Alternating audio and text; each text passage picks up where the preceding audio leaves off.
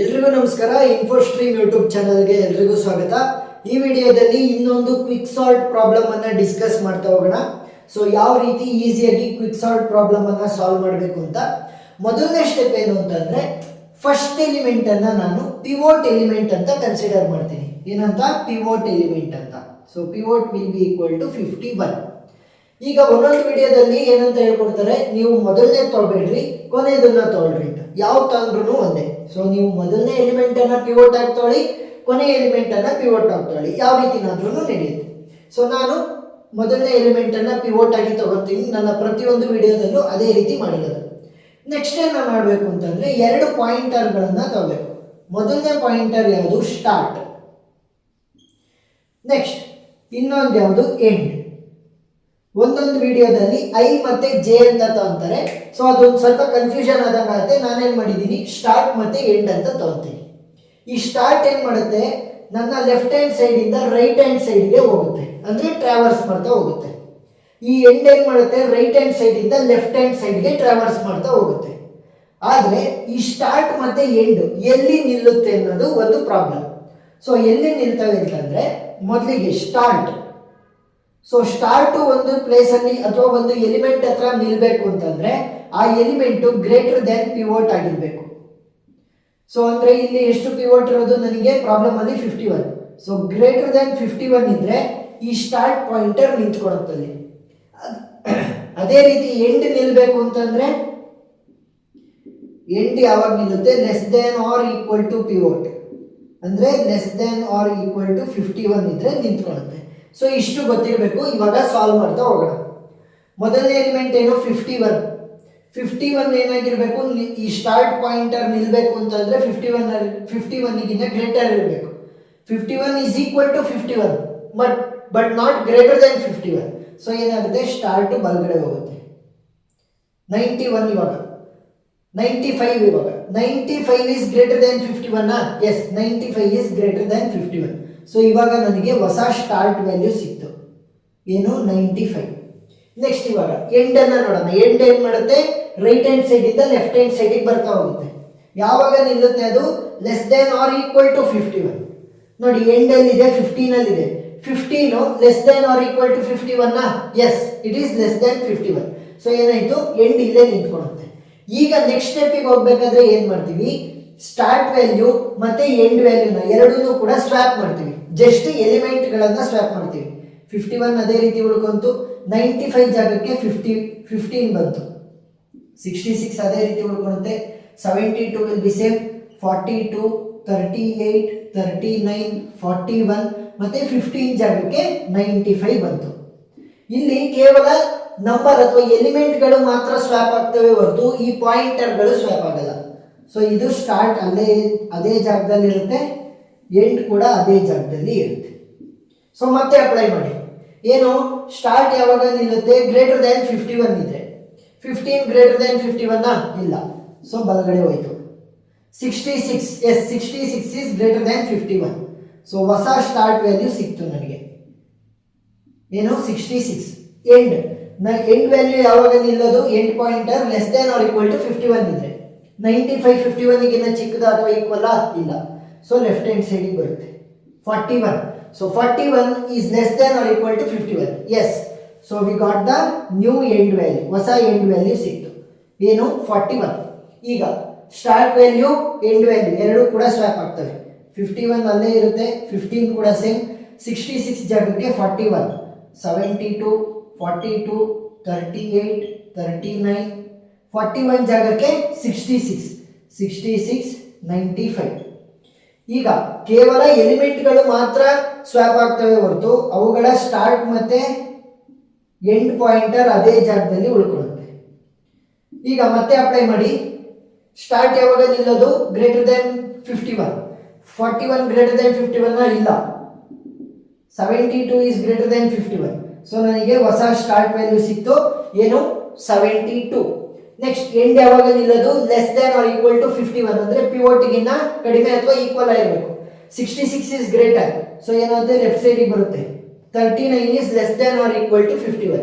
So ನನಗೆ ಹೊಸ end value ಸಿಕ್ತು. ಸೊ ಹೊಸ ಎಂಡ್ ಮತ್ತೆ ಸ್ಟಾರ್ಟ್ ಸಿಕ್ಕಿದ್ರೆ ಏನು ಮಾಡಬೇಕು? ಅವೆರಡನ್ನೂ ಕೂಡ ಸ್ವ್ಯಾಪ್ ಮಾಡಬೇಕು. 51, 15, 41. 72 ಜಾಗಕ್ಕೆ 39. ನೆಕ್ಸ್ಟ್ 42, 38, 39 ಜಾಗಕ್ಕೆ 72, 66, 95.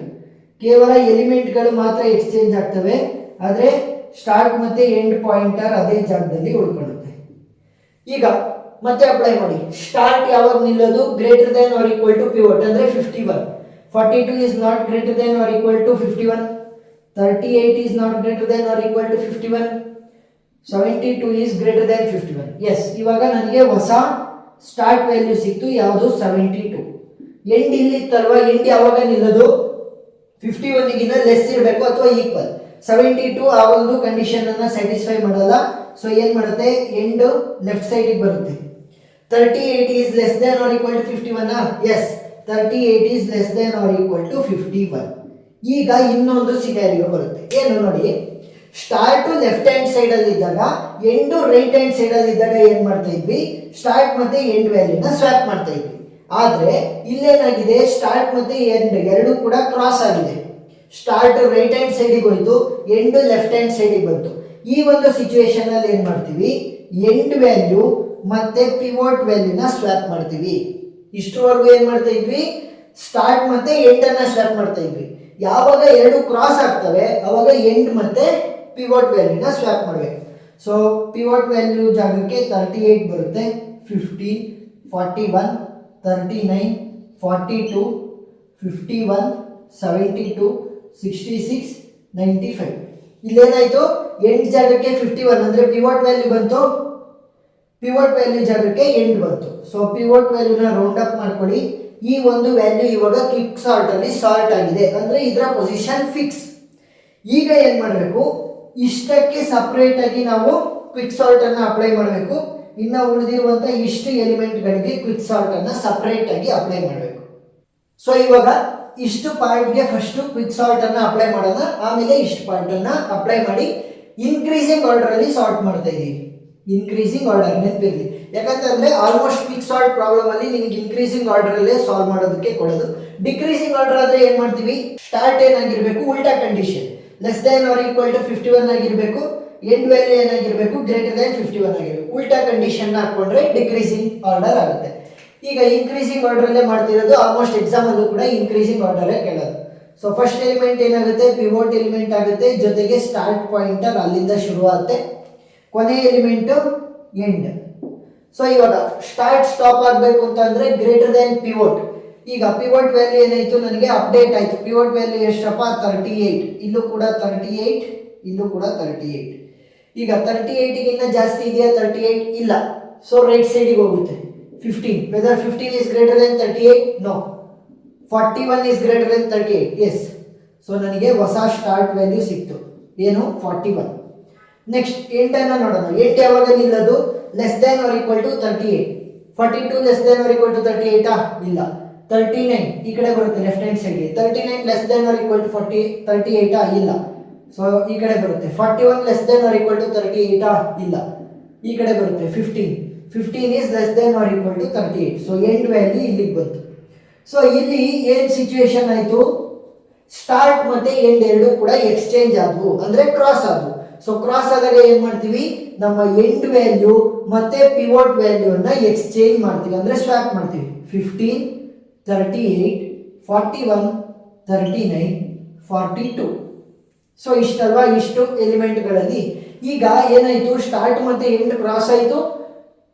ಎಂಡ್ ವ್ಯಾಲ್ಯೂ ಮತ್ತೆ ಪಿವೋಟ್ ಅನ್ನ ನಾವು ಸ್ವ್ಯಾಪ್ ಮಾಡಿದ್ವಿ ಅಂತಂದ್ರೆ pivot values already quick sort ಇಂದ ಸಾರ್ಟ್ ಆಗಿದೆ ಅಂತ ಅರ್ಥ. ಸೊ ಈ ಕಡೆ ಕೇವಲ ಒಂದೇ ಒಂದು ವ್ಯಾಲ್ಯೂ ಇರೋದ್ರಿಂದ ಇದು ಕೂಡ ಇನ್ಕ್ರೀಸಿಂಗ್ ಆರ್ಡರ್ ಸಾರ್ಟ್ ಆಗಿದೆ ಅಂತ. ಈಗ ಮತ್ತೆ ಇಷ್ಟಕ್ಕೆ ಅಪ್ಲೈ ಮಾಡಬೇಕು, ಮತ್ತೆ ಇಷ್ಟು ವ್ಯಾಲ್ಯೂಗಳಿಗೆ ಅಪ್ಲೈ ಮಾಡಬೇಕು. ಯಾಕೆ? ಪಿವೋಟ್ ಸಾರ್ಟ್ ಆಯಿತು. ಈ ಕಡೆ ಕೇವಲ ಒಂದೇ ಒಂದು ಎಲಿಮೆಂಟ್ ಇದ್ದಿದ್ದು, ಈ ಕಡೆ 3 ಎಲಿಮೆಂಟ್ ಇದೆ. ಇದಕ್ಕೆ ಅಪ್ಲೈ ಮಾಡಿ. ಮೊದಲನೇ ಎಲಿಮೆಂಟ್ ಏನು? 41. ಸೊ ಪಿವೋಟ್ ವ್ಯಾಲ್ಯೂ ಏನಾಯಿತು? 41. Pivot value will be 41.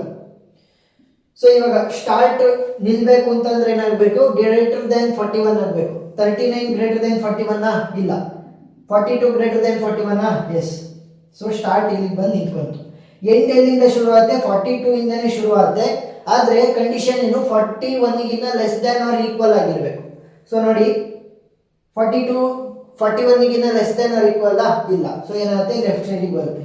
39 is less than or equal to 41. So ಇವಾಗ ಏನಾಯ್ತು, ಸ್ಟಾರ್ಟ್ ಮತ್ತೆ ಎಂಡ್ ಎರಡೂ ಕೂಡ ಕ್ರಾಸ್ ಆದವು. ಸ್ಟಾರ್ಟ್ ಮತ್ತೆ ಎಂಡ್ ಎರಡೂ ಕೂಡ ಕ್ರಾಸ್ ಆದ್ರೆ ಏನ್ ಮಾಡಬೇಕು, ಎಂಡ್ ಎಲಿಮೆಂಟ್ ಮತ್ತೆ ಪಿವೋಟ್ ಎಲಿಮೆಂಟ್ ಅನ್ನ ಸ್ವ್ಯಾಪ್ ಮಾಡಬೇಕು.